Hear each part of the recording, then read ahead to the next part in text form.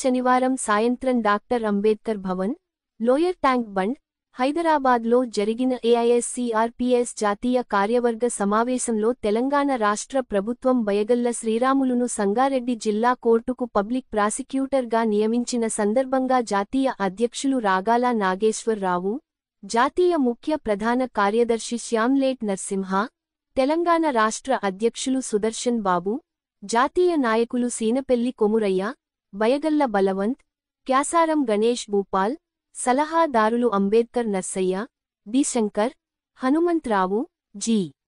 Yes. Veena, Raghu, రాష్ట్ర నాయకులు రాదపాక పరమజ్యోతి, ఎర్రా చంద్రమౌళి, సూరారపు నిరంజన్, గుంటి విజయ్ బాబు, కుర్మ మహేందర్, మిద్దె లింగం, సెల్వరాజ్, వినయ్ తదితరులు మరియు జాతీయ, రాష్ట్ర నాయకులు పాల్గొని ఘనంగా సన్మానించారు.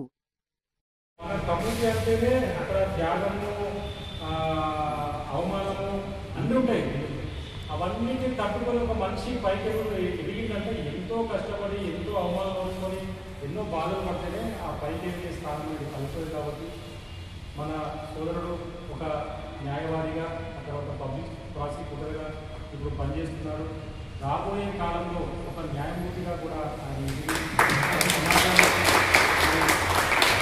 ఆయన అమూల్యమైన సేవలను అందించాలని మనస్ఫూర్తిగా కోరుకుంటూ, మరి ఈరోజు జరుగుతున్నటువంటి జాతీయ కార్యవర్గ సమావేశంలో మరి ఆయనను ఘనంగా సన్మానించే అవకాశం మాకు దొరికింది. రాబోయే కాలంలో ఇంకేదైనా అకేషన్ ఉన్నా కానీ తీసుకుంటామని కోరుతూ, ఆయన భగవంతుడు బాబాసాహెబ్ అంబేద్కర్ మహాత్మా